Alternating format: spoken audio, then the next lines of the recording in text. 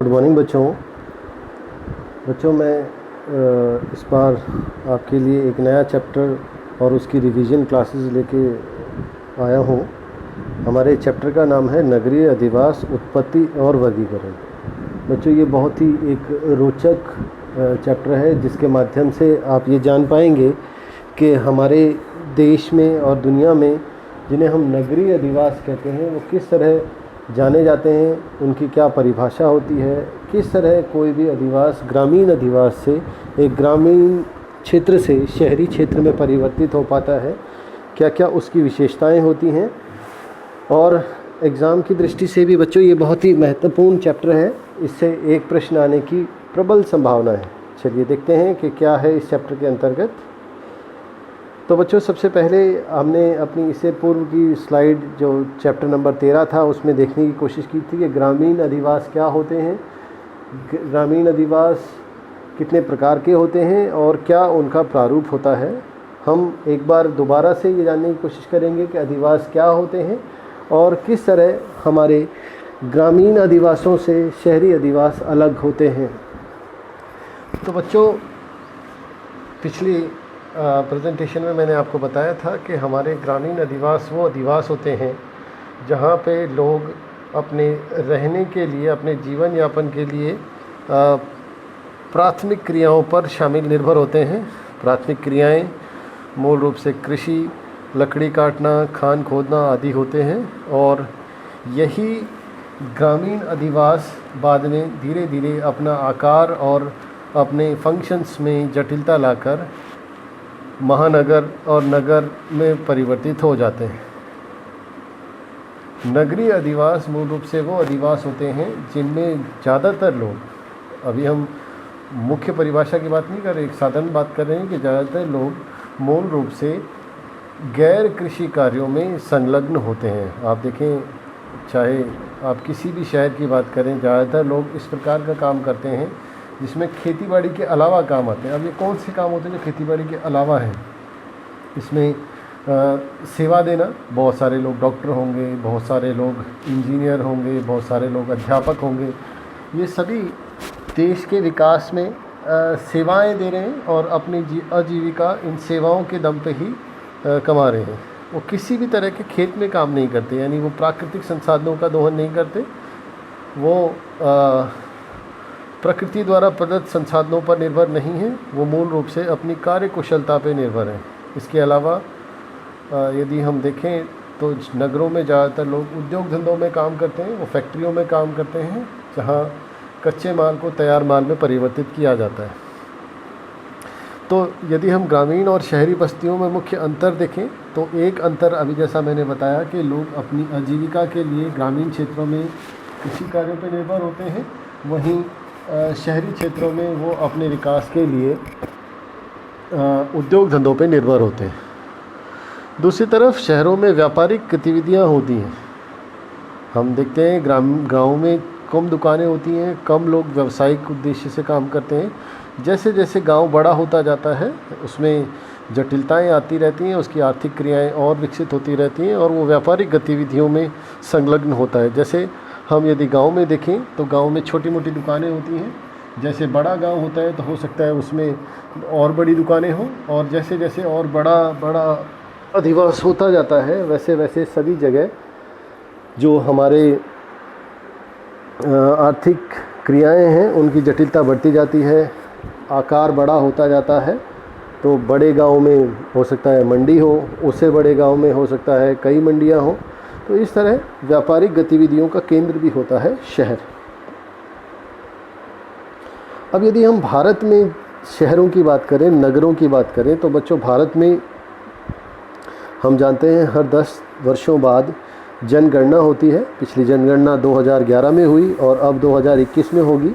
जनगणना के माध्यम से हम ये जानते हैं कि किसी देश में कितने क्षेत्र में कितनी जनसंख्या निवास करती है, वो किस गति से बढ़ रही है, वो क्या कार्य करती है। तो भारत में अधिवासों का वर्गीकरण और मूल रूप से नगरीय अधिवासों का वर्गीकरण जो है जनगणना विभाग यानी सेंसस डिपार्टमेंट करके देता है। भारत में मूल रूप से 2 तरह के नगर होते हैं। पहले को कहते हैं सेंसस टाउन, जिसको हिंदी में कहते हैं जनगणना नगर, और दूसरे को कहते हैं कानूनी नगर, या इंग्लिश में कहते हैं स्टैट्यूटरी टाउन। अब ये क्या होते हैं बच्चों? जो हमने पुरानी परिभाषाएं देखी हैं अभी तक चैप्टर 13 और इस चैप्टर 14 में उनको आधार मान के यदि देखें तो गांव और शहर में बहुत ज़्यादा अंतर होते हैं। लेकिन अब यदि हम सेंसस की परिभाषा के अनुसार देखें तो सबसे पहले जनगणना नगर वो नगर होते हैं जिनकी ये मूल 3 विशेषताएं पूरी होती हों। पहला, जिसमें 5000 से ज़्यादा जनसंख्या निवास करती हो। दूसरा, ऐसे अधिवास जहां 75% से ज़्यादा पुरुष जनसंख्या, ध्यान दीजिए पुरुष जनसंख्या गैर कृषि कार्यों में संलग्न हो। तीसरी बात, वहां पर 450 व्यक्ति प्रति वर्ग किलोमीटर से ज़्यादा घनत्व होना चाहिए। घनत्व भी बहुत अधिक होना चाहिए। वहाँ पर 75% से ज़्यादा पुरुष जनसंख्या गैर कृषि कार्यों में होनी चाहिए और 5000 से ज़्यादा वहाँ की जनसंख्या होनी चाहिए। तो इसको हम कहेंगे जनगणना नगर। दूसरी तरफ भारत में कुछ शहरों को, कुछ नगरों को हम कानूनी नगर भी कहते हैं, जो सरकार डिक्लेयर करती है कि ये वाले जो शहर हैं वो कानूनी नगर हैं। लेकिन इसकी भी एक परिभाषा है। कानूनी नगर वही नगर हो सकते हैं जिसमें नगर निगम, नगर पालिका, छावनी परिषद, शहरी क्षेत्र समिति या कोई नोटिफाइड टाउन एरिया कमेटी होनी चाहिए जो उसको चलाती हो। तो आप देखें भारत में इस तरह के भी बहुत सारे नगर हैं। अब प्रश्न ये उठता है कि कोई भी क्षेत्र नगर क्यों बनता है? नगर बनने के लिए बहुत सारी प्री रिक्विजिट, यानी पहले से आवश्यक दशाएं होनी चाहिए बच्चों।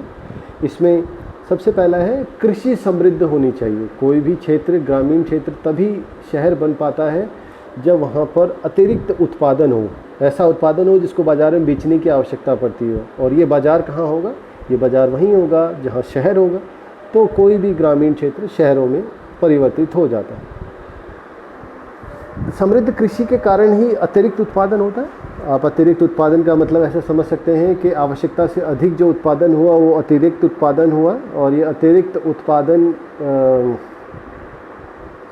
बाज़ार में बेचने के लिए होता है। इसीलिए अतिरिक्त उत्पादन होगा तभी बाज़ार होगा। चौथी चीज़ जो होती है वो होती है कुशल कामगार। आप सभी जानते हैं कि ग्रामीण क्षेत्रों में बहुत सारी तरह के कामगार मिलते हैं।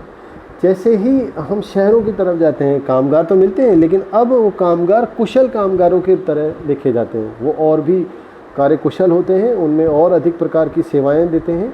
तो जैसे जैसे हम ग्रामीण से शहरों की तरफ जाते हैं, न केवल कामगार कुशल होते जाते हैं बल्कि उनके पास विभिन्न प्रकार की अन्य सेवाएं भी जो ग्रामीण क्षेत्रों में नहीं होती हैं वो उत्पन्न हो जाती हैं।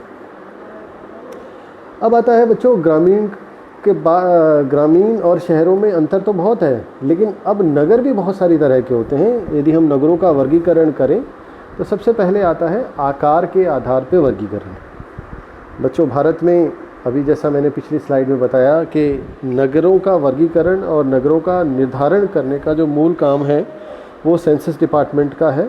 और सेंसस डिपार्टमेंट भारत में 6 प्रकार के टाउन्स आइडेंटिफाई करता है। इनको 6 फोल्ड क्लासिफिकेशन, अर्बन क्लासिफिकेशन कहते हैं, जिसमें class 1 town, class 2 town, class 3 town, class 4, class 5 and class 6 towns होते हैं। क्लास 6 टाउन्स वो होते हैं जो सबसे छोटे नगर होते हैं, जिनकी जनसंख्या 5000 से कम होती है, 5000 या उससे कम होती है। 5वां टाउन वो होता है जिसकी 5000 से 9999। चौथा टाउन वो होता है जिसकी 10,000 से 19,000। इसी तरह क्लास 3 टाउन्स वो होते हैं जिसकी 20,000 से लेकर 50,000। उसी तरह क्लास 2 टाउन 50,000 से लेकर 99,999 तक। और क्लास 1 टाउन्स जो भारत में पाए जाने वाले सबसे बड़े नगर होते हैं, इनकी 1 लाख से अधिक जनसंख्या होती है। जनसंख्या को, नगरों को जनसंख्या के आधार पर भी बांटा जा सकता है। जैसे अभी हम बहुत सारे ऐसे शब्द सुनते हैं जो नगरों के लिए हम यूज़ करते हैं, लेकिन हमें कई बार उनका अर्थ नहीं पता होता है। तो यहाँ हम कोशिश करेंगे कि उनका अर्थ भी जाना जाए। जैसे टाउन क्या होता है? टाउन बच्चों किसी भी ऐसे नगरीय अधिवास को हम टाउन कहते हैं जिसकी जनसंख्या 5000 से अधिक होती है। दूसरा, सिटी क्या होता है? सिटी एक ऐसा शब्द है जो उस अधिवास को दिखाता है जिसकी जनसंख्या 1 लाख से अधिक होती है। मिलियन सिटी ऐसी होती हैं जिनकी जनसंख्या 10 लाख से अधिक होती है। उसी तरह मेट्रोपॉलिटन सिटीज़ वो होती हैं जिनकी 50 लाख या 10 मिलियन से ज़्यादा जनसंख्या होती है। यहाँ तक तो हम जो ये शब्द कह रहे हैं इसकी परिभाषा उनकी जनसंख्या के आकार के ऊपर है।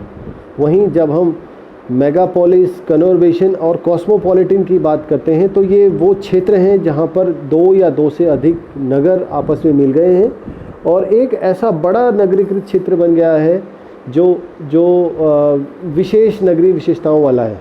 जैसे आप देख सकते हैं, पहले दिल्ली और बहादुरगढ़ दूर दूर होते थे। दिल्ली का प्रसार हुआ, बहादुरगढ़ का प्रसार हुआ और दिल्ली और बहादुरगढ़ एक दूसरे में मिल गए। उसी तरह धीरे धीरे रोहतक का भी प्रसार हो रहा है, दिल्ली और बड़ी हो रही है। तो हो सकता है कुछ आने वाले समय में रोहतक और दिल्ली के बीच में जो ग्रामीण अंचल है वो समाप्त होकर ये एक नगर बन जाए, पूरा बड़ा एक नगर जिसका रोहतक, बहादुरगढ़ और दिल्ली से मिल के बना होगा। तो ये वो क्षेत्र होगा जिसको हम मेगालोपोलिस भी कह सकते हैं, कन्वर्जेशन भी कह सकते हैं। ये एक एक्सटेंडेड रीजन होगा, एक क्षेत्र होगा जहाँ सभी जगह शहरी विशेषताएं मिलती हैं। तो बच्चों, ये जो था आपका चैप्टर नगरों का उत्पत्ति, उनके प्रकार, उसका वर्गीकरण। तो ये बहुत ही रोचक चैप्टर था बच्चों, आप सभी को आई होप समझ आया होगा। ध्यान से आप इस वीडियो को देखें, अपने जो विचार हैं, आपके जो प्रश्न हैं, आपकी जो समस्याएं हैं वो व्हाट्सएप के माध्यम से आप शेयर कर सकते हैं। आने वाले वीडियो भी आप देखते रहें और सुचारू रूप से पढ़ते रहें। बच्चों, लॉकडाउन का ज़्यादा से ज़्यादा फ़ायदा उठाएं क्योंकि लॉकडाउन में आपके पास पर्याप्त समय बचा है, मिलता है आपको समय, ताकि आप भविष्य के बारे में सोच सकें, अपनी पढ़ाई पर फोकस कर सकें, अपने बारे में सोचें और अपना काम सुचारू रूप से करते रहें। धन्यवाद।